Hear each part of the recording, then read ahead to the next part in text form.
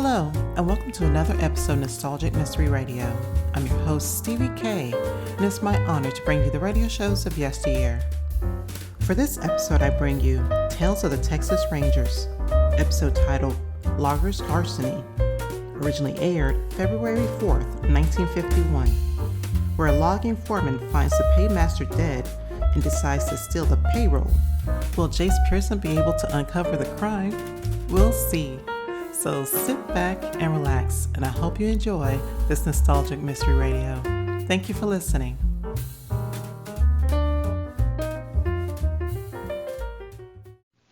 The National Broadcasting Company presents Joel McCrea in Tales of the Texas Rangers.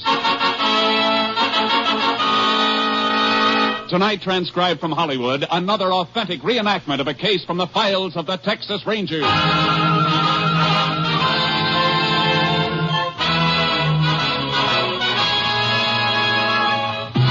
Tales of the Texas Rangers, starring Joel McCrea as Ranger Jayce Pearson. Texas, more than 260,000 square miles. And 50 men who make up the most famous and oldest law enforcement body in North America.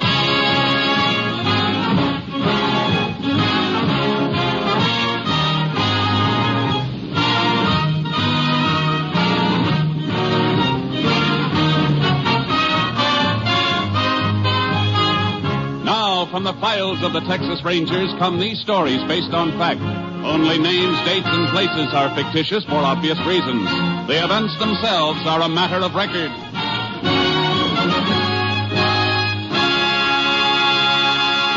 Case for tonight, Loggers Larceny.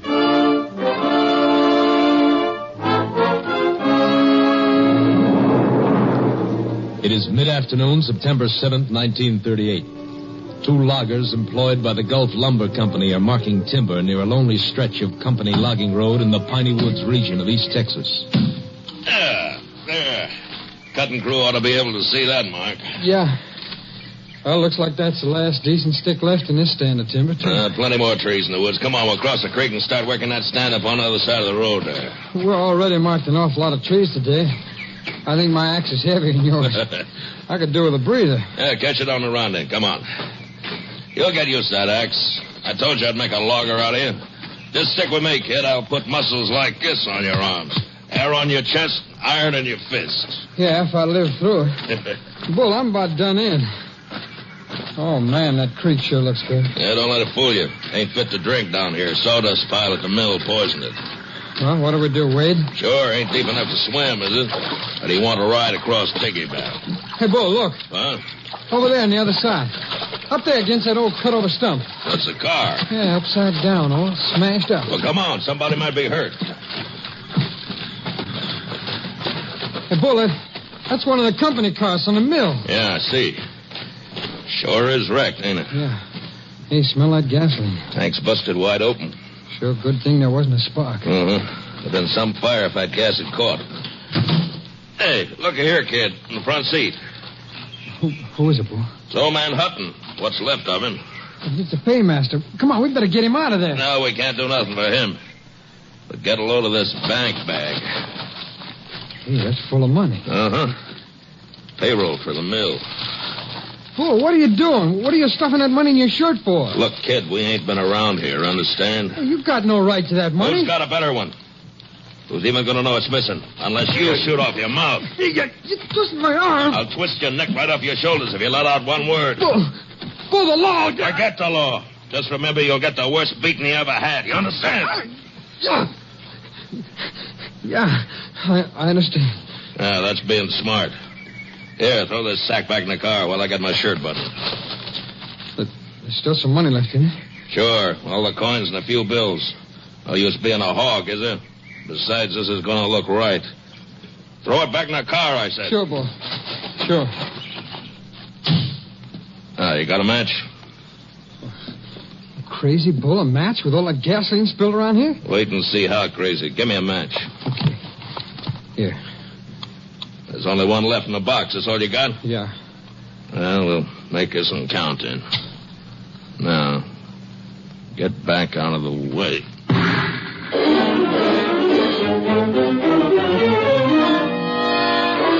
The front gigantic mill superintendent waited until evening to report the missing paymaster and money.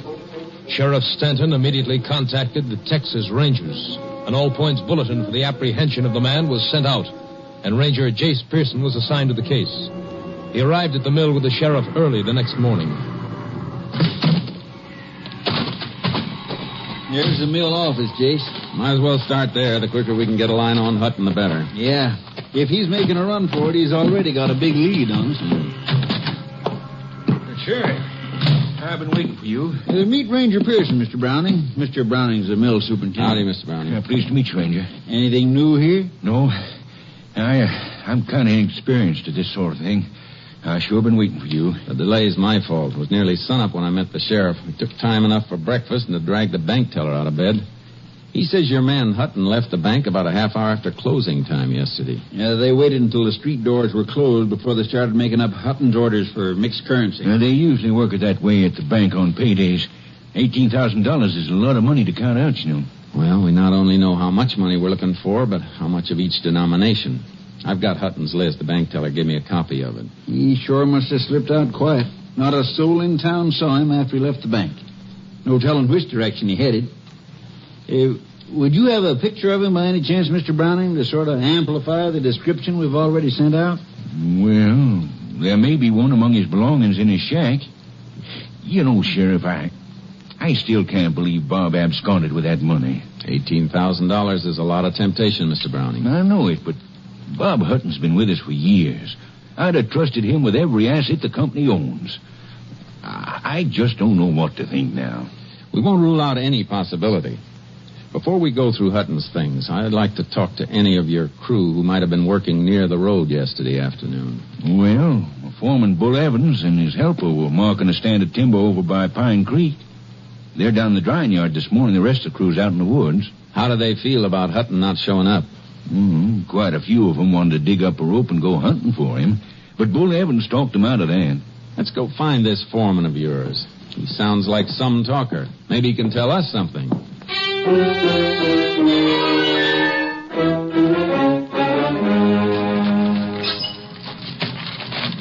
Put your shoulder to the dolly, kid. Here. Yeah, that's good. I will stack this load of sheathing beside that last bunch of 2-bys. Stand them on in and slide them in against the ridgepole there. Okay. This green stuff's as heavy as lead. Stack it up there straight. Want the whole blame rack to come down on top of you? What's the matter with you? You nervous? No, I ain't nervous. Give me a hand, won't you, Bull? Sure. There.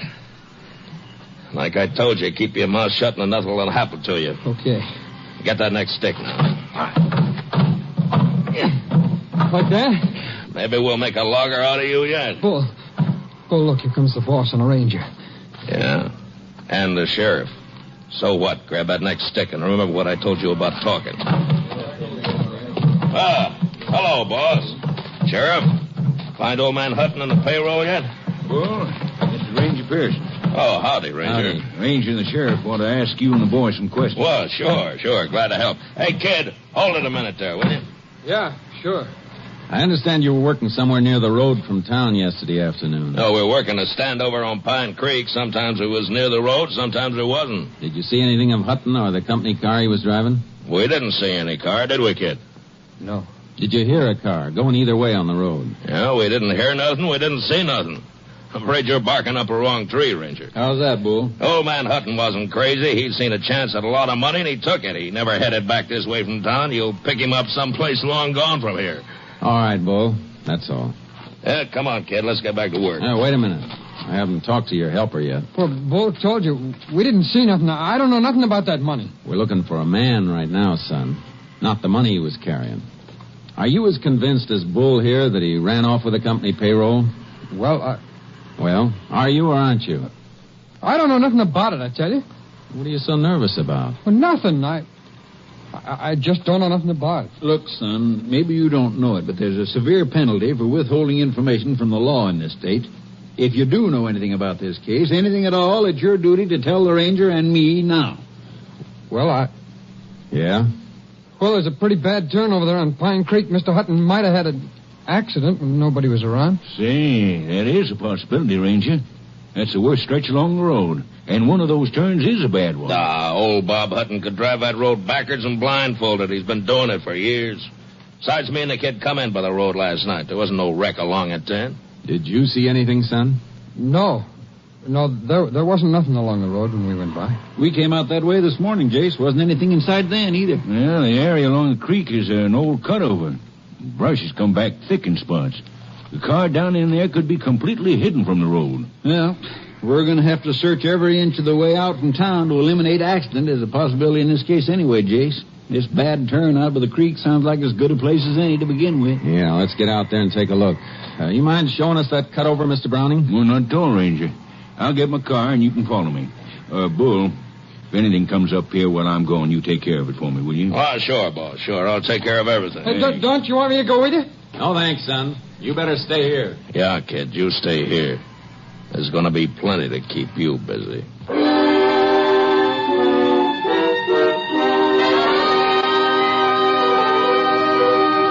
Roadside tracks and broken brush near the bad turn on Pine Creek were so faint we nearly missed them. The car itself was completely screened from the road by brush. It was badly burned and lay upside down on an open patch of grass. The body of its driver slumped near the wheel. It's an accident, all right, Jayce. Seems like. Good heavens. What a way to die.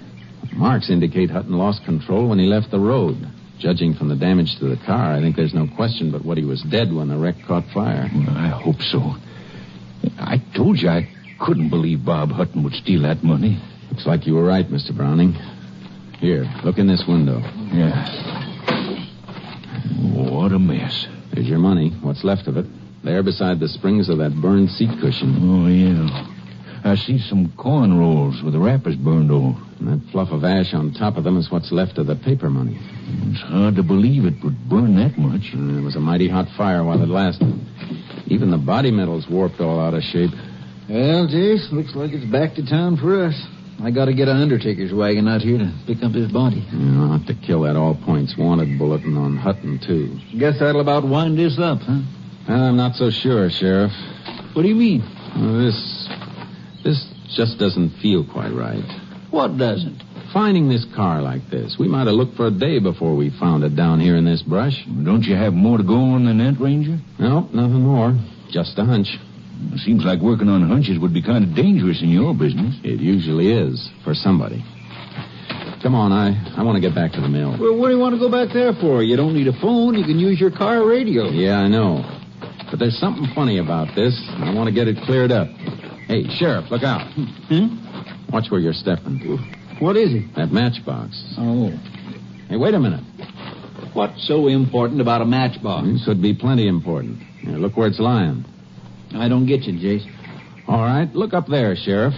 That's where Hutton's car turned over. It slid down from there on its roof. The matchbox is right in the track, and it hasn't been crushed. Meaning it was dropped after the wreck. What? That's right, Sheriff. Let's see. It's empty. The last match was used and the box thrown away. Well, used for what, Ranger? What's a matchbox got to do with Bob Hutton's death? Maybe nothing. But even when a car's as badly damaged as this one was, even when it's drenched with gasoline, it doesn't always catch fire. Let's go back a minute. Do you know what you're saying? I think so.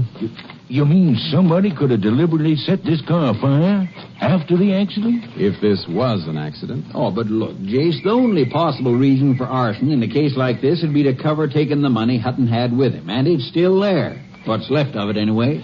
I know, Sheriff. There we are. Give me a hand, will you, Sheriff? Sure, Jayce. What do you want to do? And see if we can't get what's left of that money out without disturbing the ash around it. I want to send it into the lab. What'll that get you? If any of it's missing, they may be able to tell us. We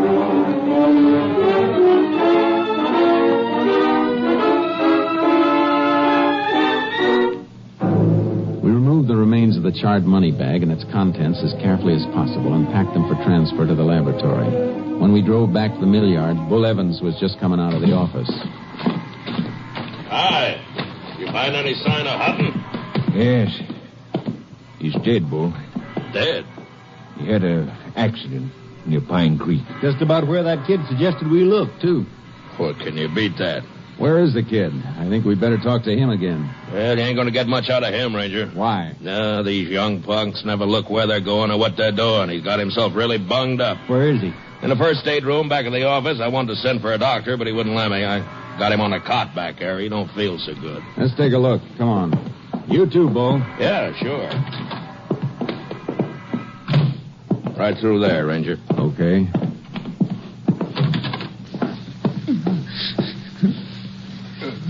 Easy, kid. Let's have a look at you. No.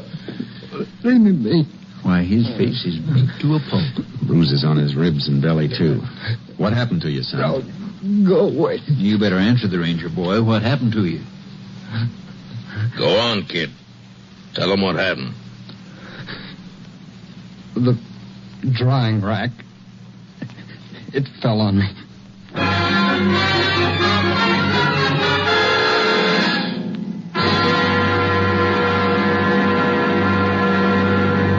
You are listening to Tales of the Texas Rangers, starring Joel McCrea as Ranger Jayce Pearson. We continue now with tonight's case, Loggers' Larceny, an authentic story from the files of the Texas Rangers.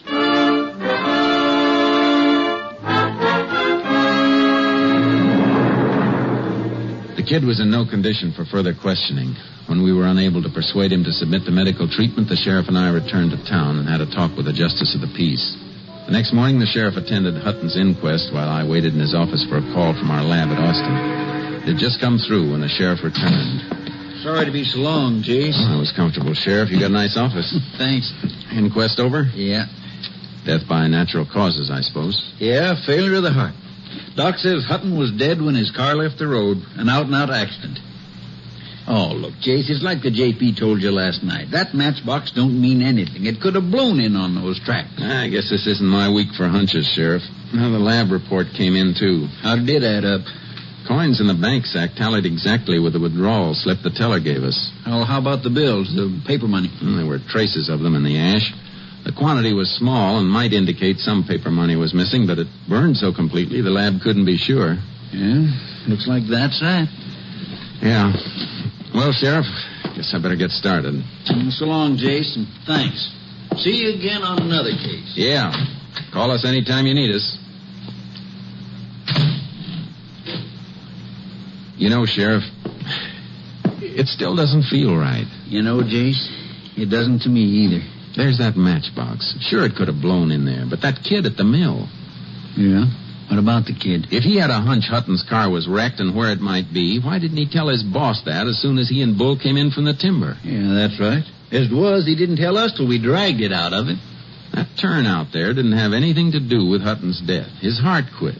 He could have gone over the edge anywhere along the road. Yeah, but Jayce, he did go over at that turn. Sure he did. And that's why the kid couldn't have known the car was there unless he'd seen it. Then Bull Evans and the kid were lying. But why? That's what we're going to find out. That and why the drying rack fell on the kid. Kind of funny two accidents should happen so close together. Come on, Sheriff. Let's get out to that mill.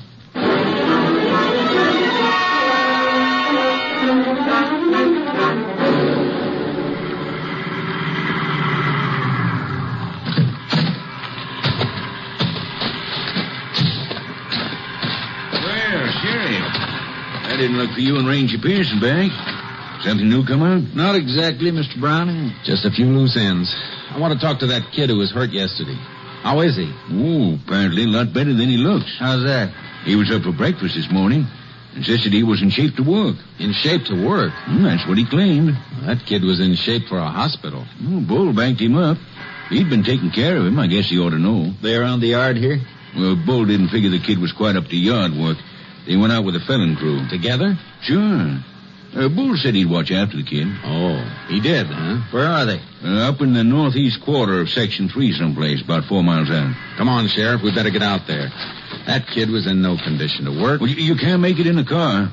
We haven't got our access road to that section finished yet. You got any horses here? Yeah, the one I use for making my rounds of the cruise is saddled up out back. Bring it around for the sheriff. I'll get my horse unloaded from the trailer. Right away, Ranger. Come on, Sheriff. Get on the other side of that end gate, will you? Sure. You think that kid's in any danger, Jayce? What do you think? I'm beginning to think so. So am I. Oh, back Steady, boy.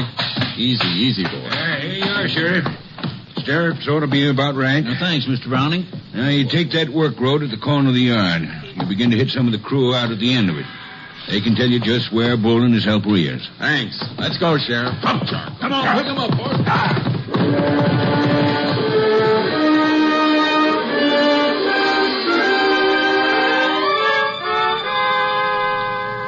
Following Mr. Browning's directions, we found some of his sawyers and axemen at work in deep woods. They sent us on to others, knowing only that Bull Evans and the kid were working somewhere up ahead. Hold it, Sheriff. Charky. Listen. Somebody working over there. Yeah, come on. Let's go, Charky. Come on, boy. Is it Bull and the kid? No. Charky. Hey there. Hi. Howdy, Sheriff. Ranger. What you doing out here? Looking for Bull Evans and his partner. Boys down the line said they were up this way. Yeah, they were a little while ago. Where'd they go? Blamed if I know. Them two are crazy. Crazy? What do you mean? That Bull was working over there. You can see the cut he was making. Uh-huh. The kid wasn't worth much, bunged up the way he was, so he was just fooling around, kind of grubbing out a little brush. Well, Bull come over to bum a smoke off of me, and when he turned around, the kid was gone. Gone? Yeah, slipped off in the brush. Bull hollered for him. When he didn't get no answer, Bull took right off after him, swearing fit to make old Paul Bunyan turn over in his grave. How long ago? 10, maybe 15 minutes ago. Come on, Sheriff. Hey, look, what is all that? Tell you later, son. Come on, let's go. Lift him, Charky.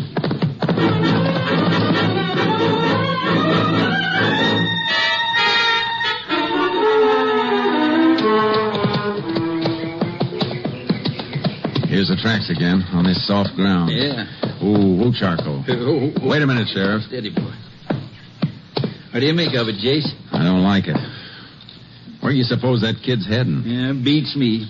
Wherever it is, he's sure heading there in a straight line and hard as he can go. Yeah, with Bull apparently right behind him. Makes about as little sense as that drying rack falling on him yesterday or Bull talking him into reporting for work this morning. What's between the two of them? That's what we got to find out. Tracking us too slow. We're losing too much time. That's pretty thick timber ahead. It ought to slow him up some. Won't be much to follow when we get in there in those pine needles either. Jayce, maybe we better split, sort of spread out. That way we'll be... Hey, hear that? Somebody in there's got a gun. Come on. Get up, Charcoal. Come on. You know, I'm betting it's Bull. Sounds like the shots are in the middle of that timber stand. It's a bad place to work blind, Jayce. Yeah. You might miss him complete in there. Possible. Look, Sheriff. You cut around the timber the other edge in case somebody breaks out in the clear in that direction. I'll head straight for the sound of those shots. Try to box him in, huh? Worth a try. Come on, Charky. Come on, team of horse, let's go.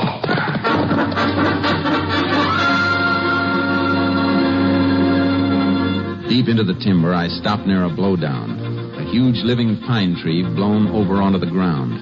I wanted to listen for movement, but I knew an armed man was somewhere ahead of me, and Charcoal seemed to sense my tenseness. Whoa, Charcoal. Steady, boy, steady. Take it easy, Charky. Confound it, what are you shying away from? Whoa, boy. All right.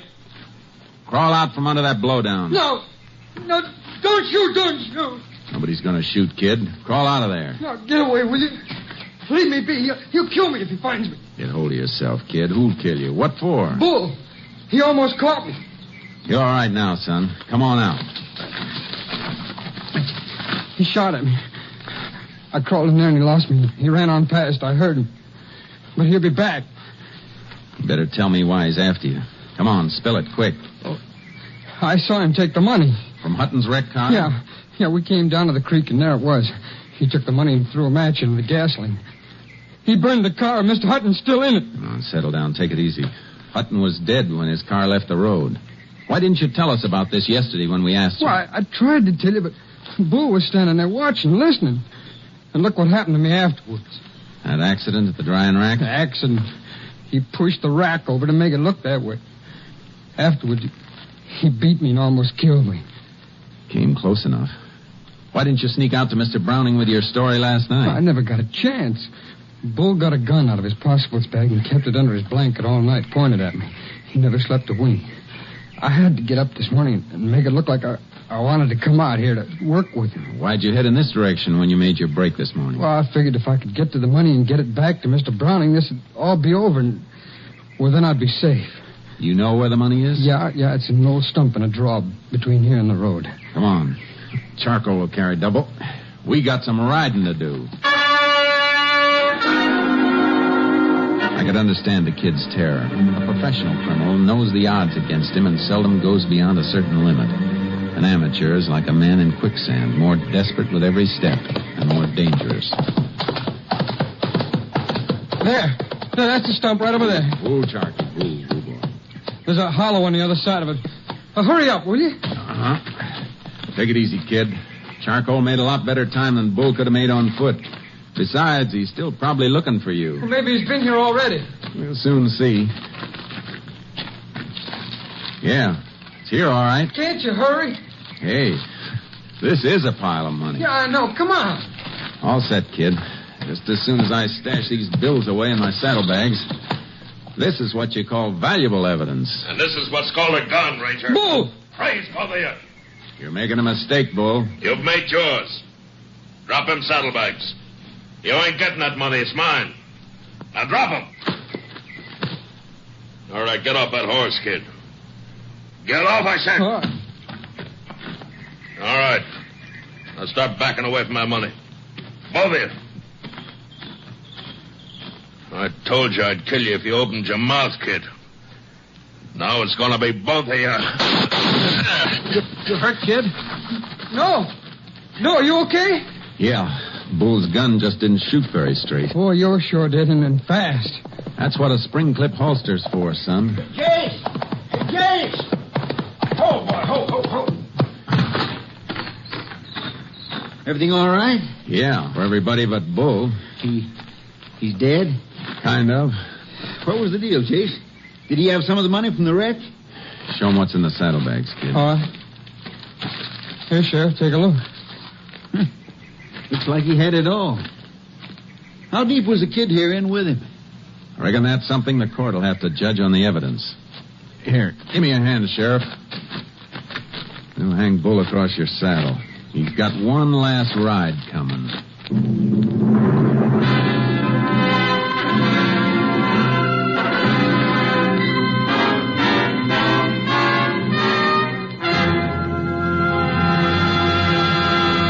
On November 12th, 1938, the kid was arraigned before the county court and found innocent of willful complicity in the theft from the paymaster's wrecked car. He was returned to society with a deeper appreciation and understanding of the duties of a citizen in the face of crime.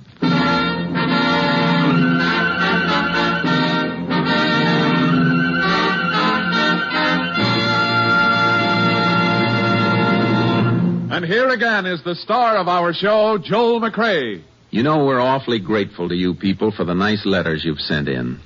It makes you feel good to know that there's some folks who just want to let you know that they're all for you and that they like your show. I know it's kind of an effort to sit down and write a letter or postcard to a voice hundreds of miles away, and that's why it would be downright ungrateful if we didn't thank you for your trouble. It's really a compliment. There's a little story I ran across about a ranger I thought you'd like to hear before we say goodnight. I thought it was kind of funny. It seems that in the days when the Texas Rangers were charged with the enforcement of the prohibition laws, their reputation for apprehending offenders caused moonshiners to keep a sharp eye out for these famed officers. One day on a lonely road in East Texas, a moonshiner with a load of bootleg whiskey rounded a turn and came upon a man dressed in khaki clothes, big hat, and boots, signaling him to stop. Frantically, he grabbed a wrench and broke all 10 of the 1-gallon bottles of whiskey.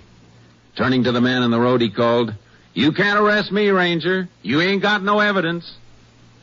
"What do you mean, fellow?" replied the Texas Ranger. "I have a flat tire. Can you loan me your jack?" Good night, folks. See you again next week. Next week, Joel McCrea in another authentic reenactment of a case from the files of the Texas Rangers.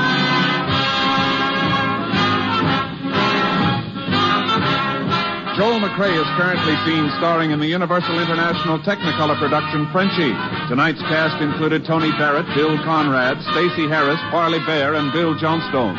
This story was transcribed and adapted by Tom W. Blackburn, and the program was produced and directed by Stacy Keach. Hal Gibney speaking.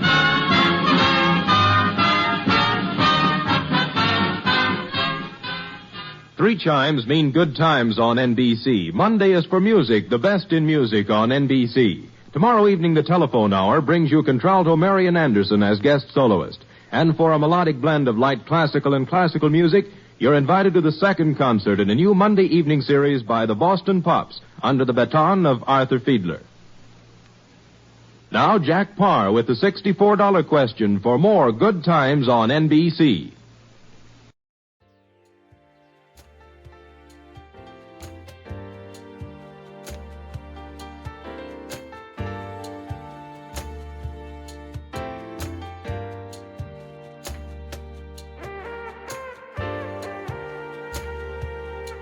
This has been a Nostalgic Mystery Radio presentation.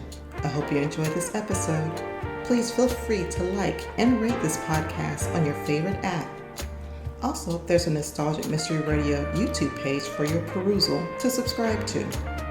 You can contact me by emailing me at nostalgicmysteryradio@gmail.com. I hope you have a blessed day or evening. And again, thank you for listening.